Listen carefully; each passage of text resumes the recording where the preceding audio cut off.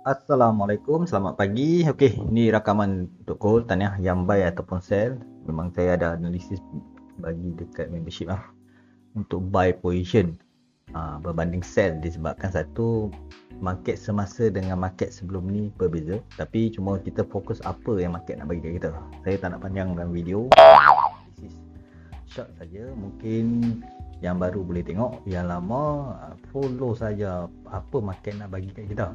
Okey, untuk situasi sekarang ni, apa yang terjadi pada market satu momentum. Momentum maksudnya dia close break weekly. So dia dah berada di zone SE shadow entry. Siapa yang baru belajar boleh tengok di dalam zone ni. Peka sahaja. Peka saja tengok adakah kita boleh fokus pada sell di zone yang besar ni, tapi kita nampak price reject terus daripada 53, dia close dekat area 4300 untuk weekly. So berhati-hati sebab ada zone yang kita nampak dia pernah buat rejection. So dekat sini dia kita menyangkakan ada potensi untuk pullback, untuk memberi entry sekurang-kurangnya di zone yang kita target dekat sini lah. So dekat sini kat area 419 area. Kalau untuk pada weekly zone, so, kita boleh tanda warna biru untuk marking kita. Okay, kita marking shadow dulu. Sebab apa? Potensi dia nak pergi ke shadow tu ada. Okay, kita pergi tengok di daily.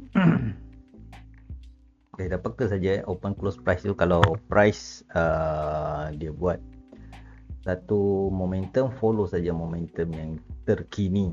Okay, kita nampak di zone ni kita nampak price pernah buat satu rejection yang agak kuat. So kita tanda saja dekat rejection yang ni dulu. Sebab di mana close price weekly dan daily kena peka untuk kita berhati-hati. Macam ni contoh, kita nak melakukan dagangan B untuk B, so kita kena peka sahaja di zone-zone ni ada potensi ada rejection, kemungkinan ada. So dekat sini bila situasi jadi macam ni, kita kena peka hati dan berhati-hati.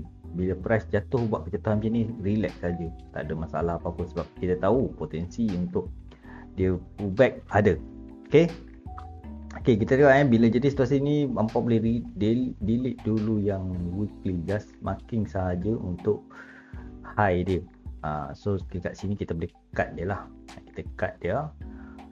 So untuk terkini daily, kita nampak masih lagi momentum buy, tak dinafikan ini adalah momentum dia untuk lakukan dagangan buy. Mungkin pullback ni untuk dia buat kejatuhan, beri entry ke weekly. Maksudnya potensi untuk kenaikan ada, sebab weekly close momentum, maksudnya ada potensi untuk kenaikan lagi.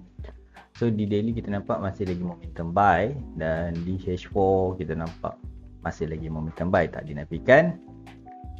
Dia buat satu momentum high dan dia buat setup opsi sell. Dekat sini kena hati-hati sebab dia dah berada di zone SE sell weekly. Okay. So apa tindakan kita untuk hari ni? Untuk tindakan kita untuk minggu ni, memang ada, minggu lepas ada kena SL lah, tak dinafikan, tapi saya banyak fokus pada buy position. Memang saya masih membership buy position, dan subjektif bila price langgar SL kita, subjektif lah, sebab kita tak nak float terlalu besar. Tapi kalau ikut ni memang fokus pada buy siapa yang ada dekat membership. Okay, apa tindakan kita dekat sini? Kita nampak ada satu setup OC sell, SE weekly sell. Niat shadow tu pernah buat kejatuhan dan kita menyangkakan price boleh naik untuk kejatuhan, dan kita target dekat bawah ni untuk lakukan dagangan buy. So dekat sini kat area 419 area lah.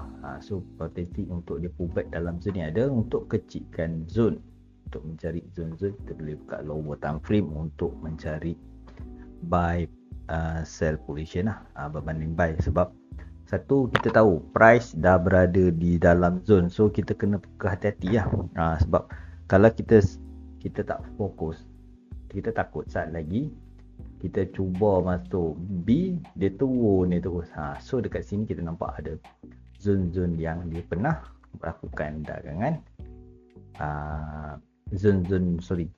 resisten yang dia belum resisten, yang orang faham lah. Kalau saya sebut isi mungkin tak faham. Resisten yang dia belum test. So dekat sini kita nampak Price dah cuba kat zone ni dekat area 4321 dan dia buat kejatuhan. Ni ada satu zone yang kita nampak. Saya delete yang atas ni dulu. Yang zone ni, yang ini saya tak delete sebab potensi dia nak pergi 4 area untuk sell tu ada. So kita fokus saja dekat situ. So dekat sini kita just marking untuk SE ni dulu. Potensi untuk dia bagi entry dekat sini untuk lakukan dagangan sell tu dah. Sell. The second yang terbaik dekat mana? Ni price pernah buat ke naikkan dan di breakout zone ni. So potensi test dekat sini pun ada. So ada dua zone yang potensi untuk lakukan dagangan S berbanding buy. So apa tindakan kita? Kita tunggu saja pukul 9.30 market nak bagi kita apa. Market tengah slow-slow naik ni disebabkan momentum yang sebelum ni. Tapi cuma kita peka dekat zone ni untuk potensi untuk kejatuhan. Kalau dia breakout, kita cut loss sahaja untuk siapa yang mencari sell berbanding buy. So untuk kecilkan zone, banyak kan orang nak entry ni cantik kan, tapi potensi untuk dia jatuh dan naik ni subjektif. Zone yang kita maki pun kadang-kadang dia buat shadow tu yang sakit sebenarnya, tapi tak ada masalah bagi saya. Cuma ready saja dekat zone-zone potensi dekat area 4319 ada dua zone yang saya target kat sini untuk sell position. Okey. 4139 ataupun dekat area 4324. Ini adalah dua zone yang saya target untuk lakukan dagangan sell berbanding buy. So ni ada, kita nak tengok watching dulu zone ni. Yang terbaik contoh dia ada satu reversal retest ni hampa cuba masuk. Maksudnya ada satu candlestick bear retest tu hampa masuk untuk lakukan dengan S. Kalau dia breakout, fokus saja kat area 434 area. Yang terbaik kecilkan zone, kita boleh fokus dekat area shadow dia. Okey, kat area 4349 area. So dekat sini kalau hampa nak cari sell. Tapi kalau nak buy, saya potensi untuk buy position ni saya berhati-hati sebab dia berada di zone weekly sell. Ingat, ni adalah indikator. Kita kena ambil risiko 100% di dalam pelaburan. Ingat satu je, bila ada entry mesti ada SL, dan kedua mana yang memakai nama opsi itu adalah scam sebab saya tak ada group up personal untuk OC. Kita jumpa next video. Assalamualaikum. Thank you yang support and membership. Kita jumpa lagi.